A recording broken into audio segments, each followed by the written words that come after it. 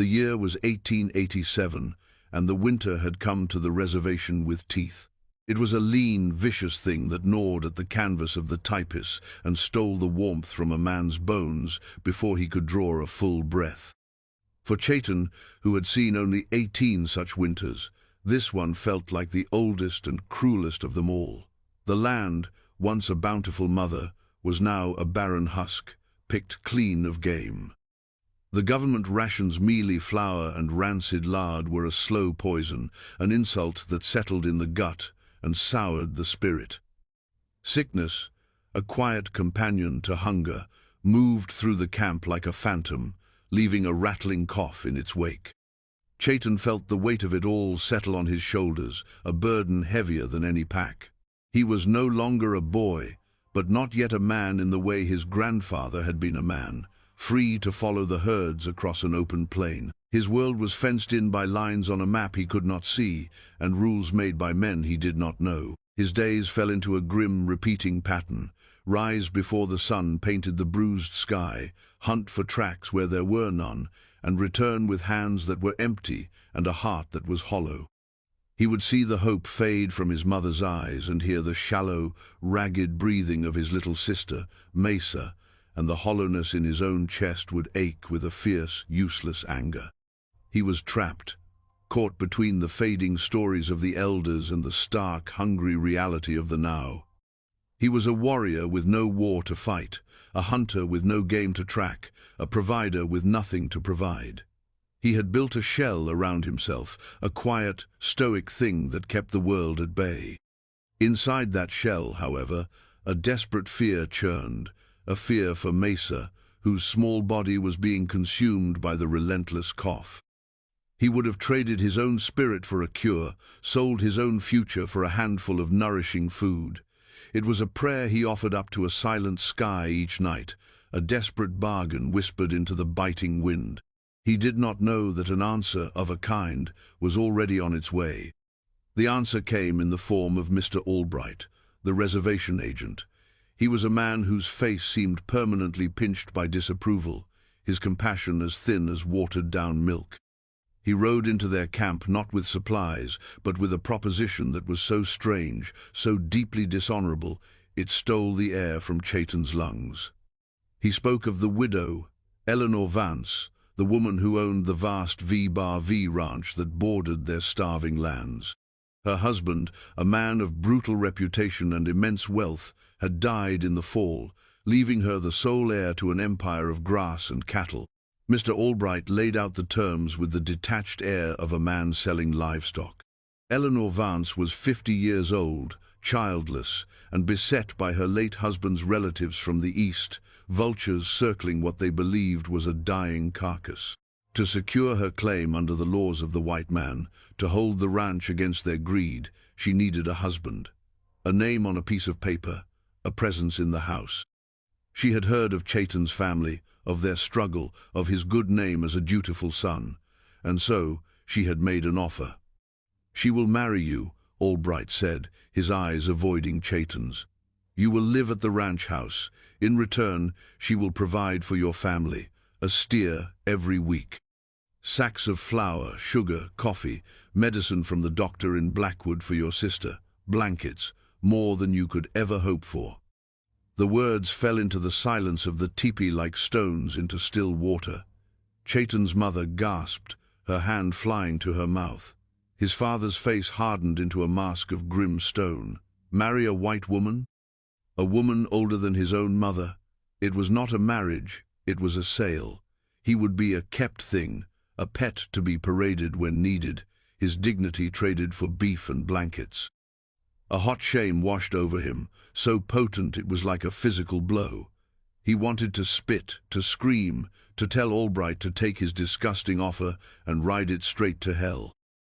But then he heard it, a small wet cough from the corner of the teepee where Mesa lay wrapped in thin trade blankets.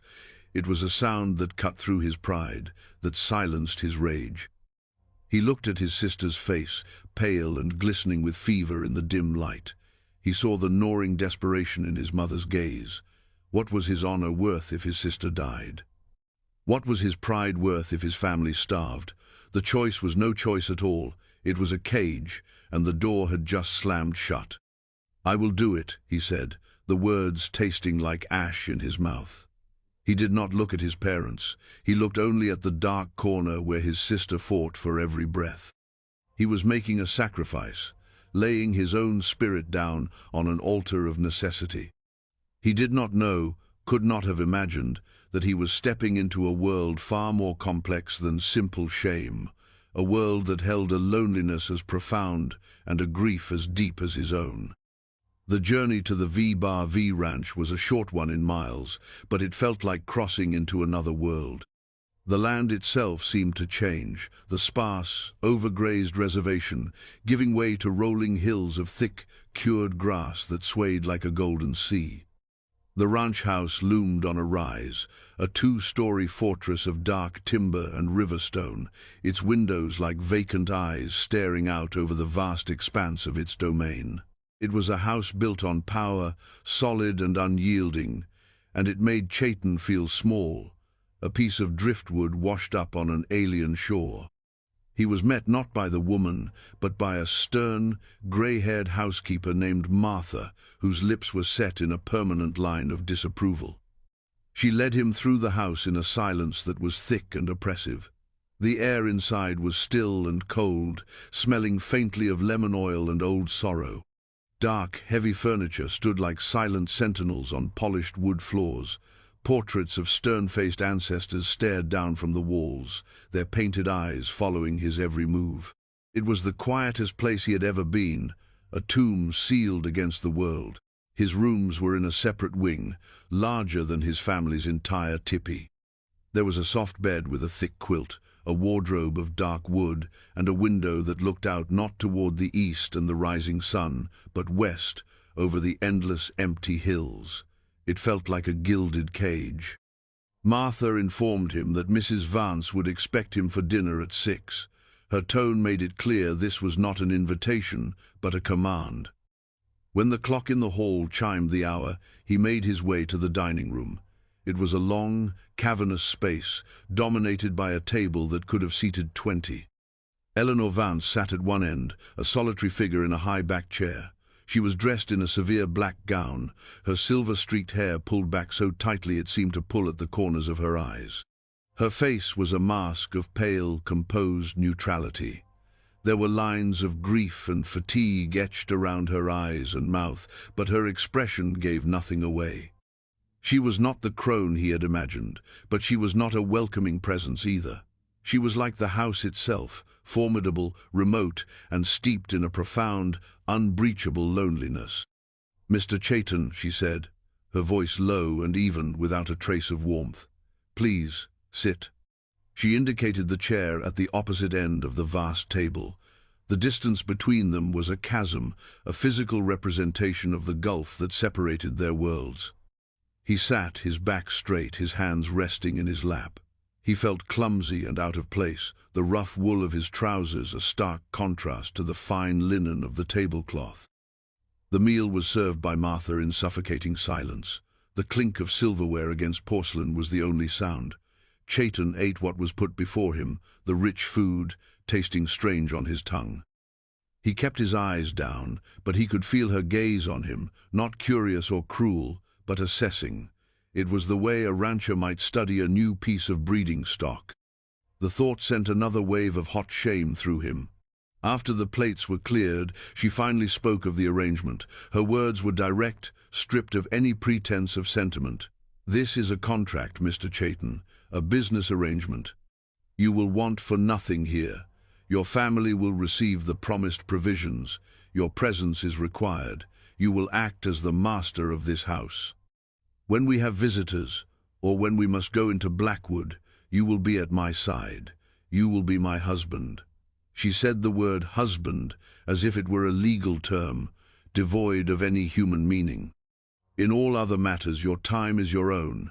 My life is my own. Is that understood?" "I understand," he said, his voice quiet. "Good," she said, and for a moment he saw a flicker of something in her eyes, weariness, perhaps, or a deep and abiding sadness before the mask of composure slipped back into place.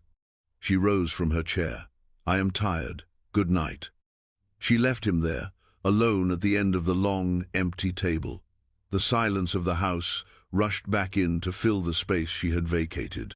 He was a ghost in this house of ghosts, a stranger bound by a bargain that had saved his family but cost him his soul. He sat there for a long time, watching the candlelight flicker, a prisoner in a fortress of wealth and sorrow, wondering what kind of life this would be. He could not yet see the cracks in her armor, nor could he feel the tectonic plates of their two solitary worlds beginning to shift, slowly, imperceptibly, toward each other. The days that followed fell into a strange, silent rhythm. Chaitan would wake with the sun, the habit of a lifetime he could not break, and find the house still asleep, wrapped in its shroud of quiet. He would walk the land, not the house. The house felt like a cage, but the land, this vast, sprawling territory of grass and sky, was something he could almost understand. He learned its contours, the way the wind moved through the cottonwoods by the creek, the high places where the hawks circled. It was her land, her property, but the wind and the sky belonged to no one. He rarely saw Eleanor before their silent, formal dinner. He knew she spent her days in her late husband's study, a room filled with ledgers and maps, wrestling with the immense and complex machinery of the ranch. He would sometimes catch a glimpse of her through the open door, a small, determined figure bent over a desk, her face etched with concentration. She was fighting a battle of her own, he realized, a war waged with numbers and ink. Their evenings at the long dining table remained a ritual of distance. The space between them felt charged with unspoken things. He was intensely aware of her, of the slight tremor in her hand as she lifted her water glass, of the way her eyes would sometimes drift to the window, her gaze lost in the falling dusk.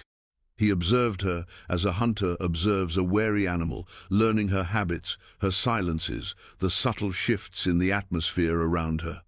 He was still suspicious, still guarded, but a sliver of curiosity had begun to work its way under his skin. Who was this woman, really, beneath the black dress and the fortress of polite reserve? The first crack in the wall of silence came not from a person, but from a horse. Eleanor owned a magnificent black stallion, a creature of fire and midnight silk named Obsidian. He was her pride, the last gift from her husband. One morning, Chaitan saw the ranch hands leading the horse into the corral, and he saw at once that the stallion was favoring his front leg, a deep limp that spoke of serious injury. The foreman, a gruff man named Shaw, declared it a torn ligament. The horse was ruined, he said, fit for nothing but a bullet. Chaitan saw Eleanor standing by the corral fence, her face pale, her hands clenched at her sides. He saw in her eyes a flash of raw, unguarded pain. Without thinking, he moved to her side. "Let me look at him," he said, his voice low. Shaw scoffed. "What's a reservation boy know about a $1,000 horse?" Chaitan ignored him, his eyes on Eleanor. "My people have ways. With horses. Let me try." She studied his face for a long moment, her gaze searching. He met it without flinching. Something in his quiet confidence, or perhaps in her own desperation, made her decide. "Let him," she commanded, her voice sharp. Shaw grumbled, but stepped back. Chaitan entered the corral. He did not approach the horse with ropes or force. He stood still, letting the animal feel his presence. He spoke to it in Lakota, soft, murmuring sounds that were more like a prayer than a command. Slowly, patiently, he ran his hands over the horse's powerful frame, his touch light and knowing. He found the heat, the swelling high on the shoulder, not the leg. It was a deep muscle bruise, not a torn ligament. Over the next few days, he worked on the stallion. He used hot poultices of herbs he gathered from the creek bed and a gentle rhythmic massage that his grandfather had taught him. The ranch hands watched with open skepticism, whispering among themselves. Eleanor watched from the porch of the house, saying nothing. A week later, Chaitan led Obsidian from the corral. The limp was gone. The horse moved with its old grace and power, a living piece of the night sky. He stopped before the porch where Eleanor stood. He did not say, "I told you so." He did not say anything. He simply held the reins out to her. She walked down the steps and took them from his hand. Her fingers brushed his, a fleeting, electric touch. She ran a hand down the stallion's gleaming neck, her eyes shining with a moisture she did not try to hide. She looked at Chaitan, and for the first time, the mask was gone. In its place was a look of raw, unvarnished gratitude, and something else, respect. "Thank you," she said, her voice barely a whisper. It was only 2 words, but they were the first real words that had ever passed between them. That evening, at dinner, she did not sit at the far end of the table. She instructed Martha to set a place for him beside her. The chasm between them had not vanished, but it had narrowed, just enough for a fragile bridge to begin to form. The bridge was built of small, quiet moments. One night, as a full moon bathed the prairie in silver, she asked him about the stars. He told her the story of the great bear and the 7 hunters who pursued it across the sky, his voice low in the stillness of the room. She listened, rapt, her gaze fixed on his face, and for a little while she was not the formidable Mrs. Vance, and he was not the boy she had bought. They were just 2 people sharing a story in the dark. Another time, he was carving a small wooden meadowlark, a gift to send back for Mesa with the weekly supply wagon. He was sitting on the porch steps, the wood shavings curling around his feet, when she came and sat on the railing above him. She didn't ask what he was doing. She simply watched, her silence no longer uncomfortable, but companionable. "I had a son," she said suddenly, her voice so soft he almost missed it. "His name was Walter. He would have been 25 this year." Her gaze was fixed on the horizon, on the place where the sky met the earth. "He loved birds. He knew all their songs. He died of a fever when he was 7. Chaitan stopped carving. He did not know what to say. The grief in her voice was a raw, living thing, a wound that 30 years had not healed. He looked at the portrait in the hall in his mind's eye. The serious little boy in the velvet soutane understood. Her fortress was not built to keep the world out. It was built to hold her shattering grief in. He simply nodded, a small, silent acknowledgement of her pain. It was enough. In that shared, unspoken sorrow, another stone was laid on their bridge. Then the blizzard came. It descended without warning, a swirling white fury that erased the world. The sky and the earth became one, a churning vortex of snow and wind. For 3 days, the ranch was an island, cut off from everything. The wind howled like a grieving spirit, rattling the windows and piling drifts as high as the porch roof. They were trapped in the house together, just Chaitan, Eleanor, and the silent Martha. The forced proximity dissolved the last of their formal distance. They worked together, ensuring the livestock in the nearby barn were secure, hauling firewood, melting snow for water when the pump froze. In the evenings, they sat by the great stone fireplace, the only truly warm place in the drafty house. It was during the storm that he began to see the woman beneath the widow's weeds. He saw her strength, her grit, her deep, abiding love for the land and the creatures on it. She spoke of her early years on the ranch, arriving as a young bride from Philadelphia, terrified and lonely. She spoke of how she had learned to ride, to understand the seasons, to love the harsh beauty of the plains. She did not speak of her late husband with love, but with a kind of weary resignation, hinting at a life that had been difficult and lonely long before his death. He, in turn, found himself speaking of his home, not of the hunger and the sickness, but of the way the light fell on the black hills at dawn, of the smell of sage after a rain, of the sound of the drum and the feel of the earth beneath his feet during a dance.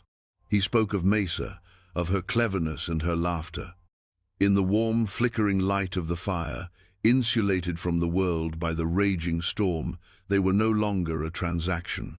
They were 2 people, stripped of their titles and their roles, sharing the fragile warmth of a fire and the deeper warmth of a newfound, unexpected connection. The snow that had imprisoned them had, in a strange way, set them free. When the storm finally broke and the sun shone on a world remade in glittering white, the silence that settled over the house was different. It was no longer the silence of absence and distance. It was the silence of peace, of a quiet, shared understanding. But peace, in that hard country, was a fragile and fleeting thing. The peace was shattered by the arrival of the afternoon stagecoach, a black speck crawling across the pristine snow. It brought with it a threat more insidious than any blizzard. Patrick Donovan, the nephew of Eleanor's late husband, had come from the east. He was a man whose ambition was written plainly on his face, in the avarice of his eyes and the cruel set of his mouth. He was dressed in a fine city suit that looked utterly out of place against the raw landscape, and he carried with him an air of smug superiority. He strode into the house as if he owned it, his gaze sweeping over the rustic furnishings with contempt. When his eyes landed on Chayton, who stood near the fireplace, they narrowed with a mixture of shock and disgust. "Aunt Eleanor," he said, his voice slick with false concern as he turned to her. "What is the meaning of this? The rumors in Blackwood are unsettling. I came at once." He gestured dismissively at Chayton.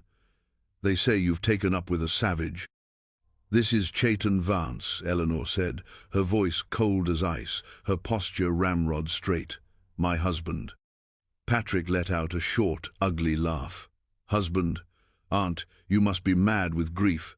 This is an outrage. A boy, an Indian. This marriage is a farce, a sham, and it will not stand. I am here to protect the family's interests and your reputation." His true meaning was clear. He was there to protect his own inheritance. He saw Chayton not as a person, but as a legal obstacle, an insult to his family's name, and a weakness in Eleanor's position that he could exploit. The fragile peace of the ranch was gone, replaced by a tense, ugly current of hostility. The days that followed were a quiet war. Patrick installed himself in one of the guest rooms, a toxic presence polluting the air of the house. He made no secret of his intentions. He spent his time riding to Blackwood, spreading poison in the saloons and the general store. He painted a picture of a grieving, addled widow bewitched by a cunning native, a story that found fertile ground in the town's deep-seated prejudice. He spoke loudly at the dinner table of legal petitions and competency hearings, his words aimed like arrows at Eleanor. His presence forced Eleanor and Chayton into an unwilling, unspoken alliance. They had to be seen together.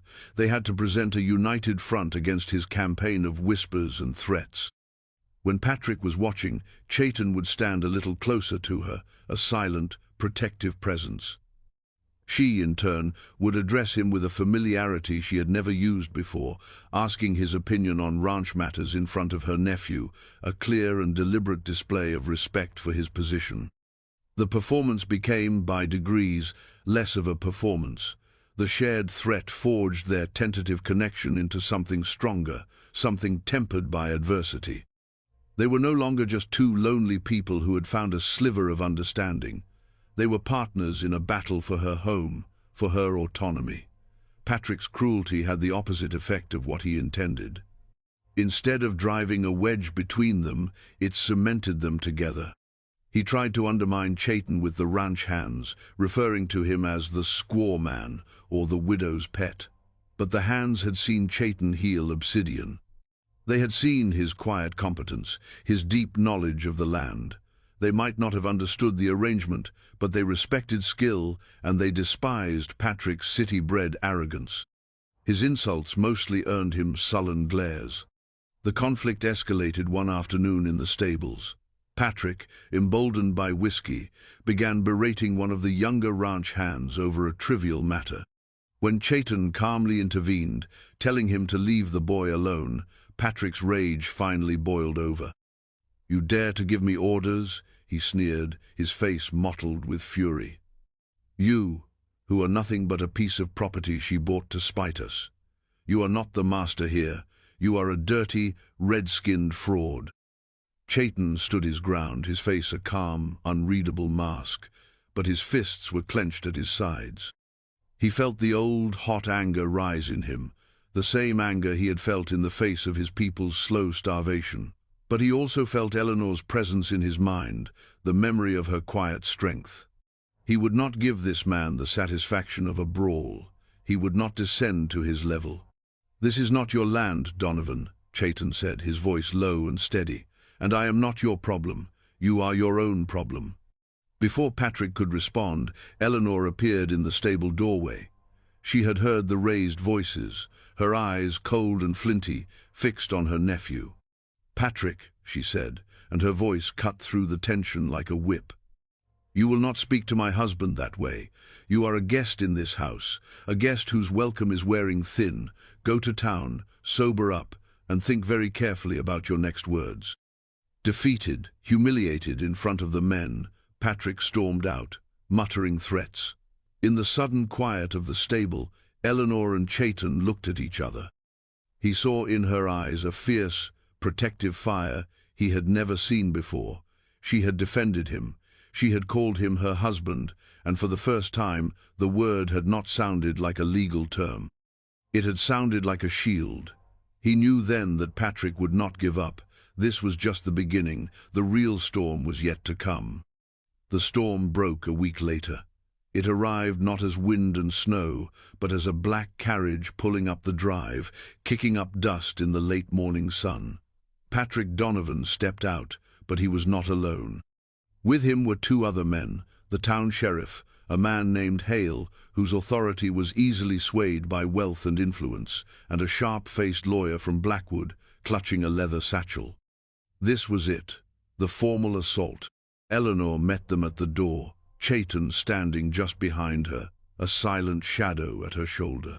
She did not invite them in, but they pushed past her into the great hall, their presence an immediate violation of the home's quiet dignity.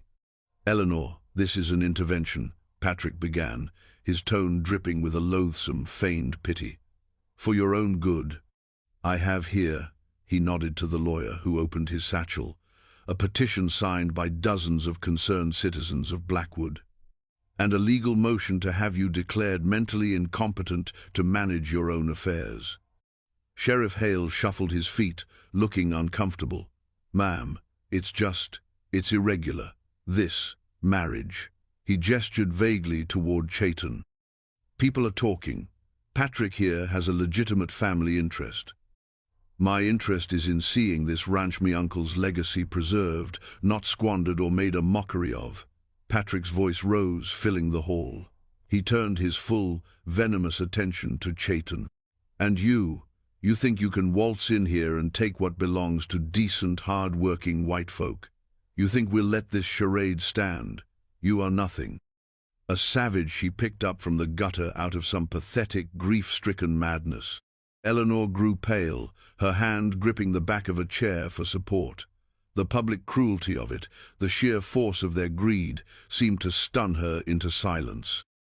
For a terrifying moment, Chayton thought she would break. He could see the lawyer preparing the papers for her to sign, could see the smug victory in Patrick's eyes. It was in that moment that something inside Chayton shifted. He was not a boy any longer. He was not a victim of circumstance. He was the man of this house. He was her husband. He took a single step forward, placing himself slightly in front of Eleanor. He did not look at Patrick or the lawyer. He looked at Sheriff Hale, the man who was meant to represent the law, not the mob. He did not raise his voice. He spoke with a quiet, profound stillness that commanded the room more effectively than any shout. "Sheriff," he said, "you speak of what is regular. Is it regular for a man to threaten a woman in her own home? Is it regular for greed to wear the mask of concern?" Then he turned his head and looked at Eleanor. He did not see a frail, incompetent woman. He saw the woman who had fought for this ranch, who had survived a difficult husband and buried a beloved child, who had healed a broken horse with her hope and bridged the gulf between their worlds with quiet courage. "This woman," he said, his voice resonating with a deep, unwavering respect, "is stronger than any of you. This land knows her. She has put 30 years of her life into its soil. Her grief is not a madness. It is a testament to a heart that has known great love and great loss. This is her home, and I am her husband. A promise was made. In my culture, a promise is a sacred thing. It has more weight than any paper you carry in that bag." His words hung in the air, simple, direct, and laden with an unshakable truth. They were a shield, not of law, but of honor. He had not defended his own position, he had defended hers. He had not claimed any rights, he had affirmed her strength. Something in his quiet dignity, in the absolute sincerity of his voice, reached Eleanor. The paleness left her face, replaced by a flush of color. The tremor in her hand stilled. She drew herself up to her full height, and the formidable mistress of the V-bar-V returned, her eyes blazing with a cold fire. She stepped forward, taking her place beside Chayton. She looked directly at Patrick, and the full force of her scorn and authority hit him like a physical blow. "Get out of my house," she said, her voice low and dangerously calm. "You speak of my husband's legacy. My husband built this ranch with his hands, yes, but I made it a home. I held it together while he raged. I buried my son on this land. This is my legacy, not his, and it is certainly not yours. You are a parasite, Patrick, a grasping, hateful little man. And you," she turned to Sheriff Hale, "should be ashamed. You have allowed yourself to be the tool of a bully. Now take him, and this ridiculous petition, and get off my property. If you ever set foot on V-bar-V land again without my express invitation, I will have you charged with trespassing. Do you understand me?" Her power was absolute. It was the authority of a queen in her own castle. The lawyer began to stammer, stuffing his papers back into his satchel. Sheriff Hale, his face burning with shame, mumbled an apology and practically pushed a sputtering, enraged Patrick Donovan toward the door. They left. The heavy oak door closed behind them, shutting out the world. The sudden silence in the hall was vast and profound. The threat was gone. The battle was won. In the quiet aftermath, Chayton and Eleanor stood side by side, not moving. The adrenaline of the confrontation slowly ebbed away, leaving behind something raw and new. He turned to look at her, and she looked at him. The last of the walls between them, the last pretense of their arrangement, crumbled into dust. In her eyes, he saw not just gratitude, but a deep, resonant admiration, and in his, she saw not a boy or a bargain, but a man of honor who had stood for her when no one else would. Without a word, she reached out and placed her hand on his arm. The touch was not fleeting this time. It was a firm, solid connection, an anchor. They had faced the storm together and held. The weeks that followed the confrontation settled into a new kind of equilibrium, a quiet rhythm built not on contract but on connection. The great, echoing house no longer felt like a tomb, it felt like a sanctuary. The long dining table was abandoned in favor of smaller, more intimate meals taken in the kitchen or by the warmth of the fireplace in the main hall. The silence that fell between them was no longer awkward or heavy with unspoken questions. It was a comfortable, easy silence, the kind shared by two people who have no need for words to understand one another. The pretense of their arrangement had evaporated, and in its place, something genuine and resilient had begun to grow. It was not the fiery passion of youth, but something quieter, deeper, and perhaps more enduring. It was a bond forged in shared solitude, tested by adversity, and solidified by mutual respect. It was a strange and unexpected love, born from the most unlikely of soils. Chayton's role on the ranch transformed. He was no longer a ghost haunting the edges of the property. He worked alongside the men, his innate understanding of the land, and the animals earning him their unquestioning respect. He taught them his methods for tracking lost cattle, for reading the weather in the clouds, for knowing which grasses would provide the best forage. Eleanor, in turn, began to teach him the other side of the ranch, the ledgers, the accounts, the business of buying and selling. She would sit with him in the study in the evenings, explaining the complex dance of numbers, her voice patient, her hand sometimes brushing his as she pointed to a column or a map. They were partners, in every sense of the word. The provisions for his family continued, but they were different now. Chayton managed the deliveries himself, ensuring the food and medicine were distributed not as charity from a distant widow, but as support from a son and a brother. He rode back to the reservation regularly, and the sight of him, healthy and strong on a fine horse, brought a quiet pride to his father's eyes and a relieved joy to his mother's. Mesa's cough was gone, replaced by the bright, happy chatter of a healthy child. She would run to greet him, throwing her arms around his legs, the small wooden meadowlark he had carved for her clutched in her hand. One crisp autumn day, he asked Eleanor to ride with him. She hesitated for only a moment before agreeing. As they rode into the modest camp, a respectful quiet fell. His people saw not the rich white woman, the rumored buyer of one of their own. They saw the woman who stood with Chaitan, whose name was now linked with his. His mother came forward and offered Eleanor a cup of warm tea, a simple gesture of acceptance that spoke volumes. Eleanor accepted it with a quiet grace, her eyes meeting the older woman's in a moment of shared, maternal understanding. They did not speak the same language, but in that moment they understood each other perfectly. Months turned into a year. The cycle of seasons turned, bringing with it a sense of healing and renewal. The harsh memory of the first winter faded, replaced by the quiet contentment of their shared life. They had built a home together, an unconventional fortress of two against a world that did not understand them. They had found in each other a solace for their individual griefs, a balm for their loneliness. One evening they stood on the porch, a familiar ritual, watching the sky bruise into nightfall over the rolling hills. The air was cool and smelled of pine and distant rain. For a long time they stood in comfortable silence, simply sharing the view. "I never thought," Eleanor said, her voice soft in the twilight, "that I would feel peace in this house again. For so long it was just a place of memory and obligation." She turned to him, and in the dim light he could see the lines of sorrow on her face had softened, smoothed by a quiet happiness. "You brought life back into it, Chaitan. You brought life back into me." He looked at her, at this strong, resilient woman who had offered a desperate bargain and had, in turn, given him a future he could never have imagined. He had come to her as a sacrifice, a boy selling his freedom to feed his family. He had stayed as a partner, a protector, a husband. He had lost one home only to find another, in the most unexpected of places. He reached out and took her hand, his fingers lacing through hers. Her hand felt small and warm in his. "We saved each other, Eleanor," he said, and it was the simple, unvarnished truth.